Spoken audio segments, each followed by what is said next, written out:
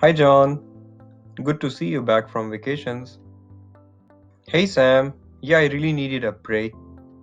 I see some changes on your face. Yeah, not only on my face, but my entire body, such as excessive weight, breathlessness, and leg pain. Oh, really? I think you should visit your doctor. Actually, I have an appointment with Dr. Hamia Adil later this evening. Hi, my name is Dr. Hamia Adil, and we are here to make medicine learning one bit easy. So let's get started. So these are the clinical objectives that we will discover in this video, which are case, clinical presentation, history, diagnosis, and treatment. And after this, we have the collected notes of the physical examination on John that revealed that the John's BP was 160 by 90, the pulse was 90 beats per minute, and on auscultation, chest was clear, and on abdominal examination there were purple striae and stretch marks. He came with pot belly, moon face, and buffalo hump. So this is the moon face that we have been talking about, and you can easily see the skin rashes. This is the purple striae on abdomen. So in John's case, this was the buffalo hump that I have been talking about. You can easily recognize it. So this was the data that have been extracted from John's history. I have asked him that has he ever taken glucocorticoids. He said no. He was not on BP medications. There was no cardiac disease in John, and he was not allergic to any medications.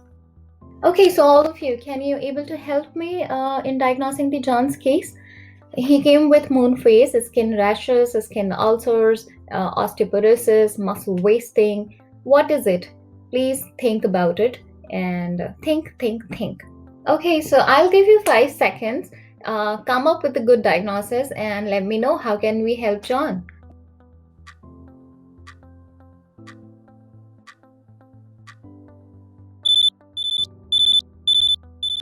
Okay, so congratulations to all of you who got it right. Yes, John was suffering from Cushing syndrome, and always remember whenever the patient he comes with buffalo hump, moon face, stria marks, central obesity, always think about the Cushing syndrome. These are the 3 or 4 most important symptoms of the patient.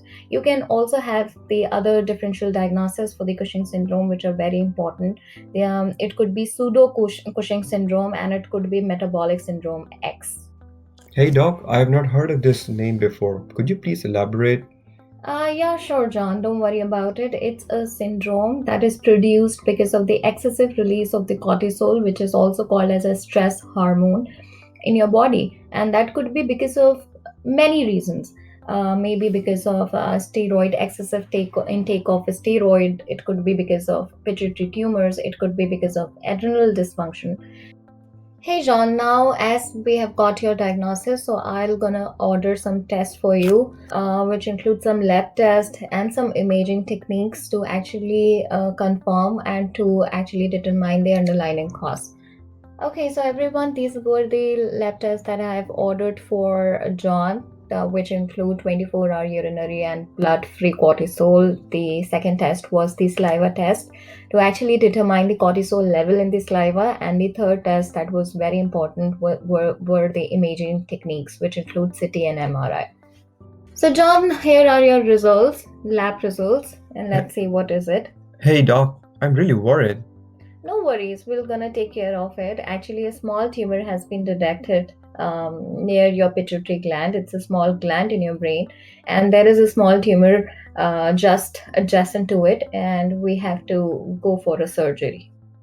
Okay, so everyone, for all of you, for the additional information, actually now you can easily see this is a brain, and under the brain we have a pituitary gland, and this is the tumor near the pituitary gland, which is producing the disastrous cells. And because of this, it actually harms your cortisol. Everything in the body, it should be balanced, but in this case there is excessive production of cortisol because of the excessive release of ACTH, which is another hormone, and which is called as adrenocorticotropic hormone, because of the ACTH secreting pituitary tumors. Okay, so everyone, Here is me and John after surgery, and I am recording his pulse. I am recording his all the vitals, because after surgery, the surgery that we have done and we have gone for it was transsphenoidal endoscopic surgery, which is also called as endoscopic pituitary surgery,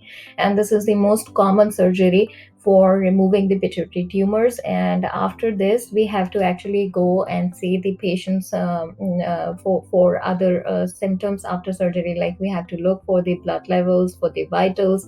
Basically, we have to monitor the patient, and that's what exactly I'm doing in this. Okay, so as John has gone for the surgery, after that, I have placed John on the cortisol replacement therapy for about 2 months. And meanwhile, I'm going to monitor him and I have discharged him. So, all of you, can you able to guess that what happens to John after surgery? Hooray! Hooray! Yeah, this happens to John after surgery. He is full of life and again, and that's what the medicine is all about.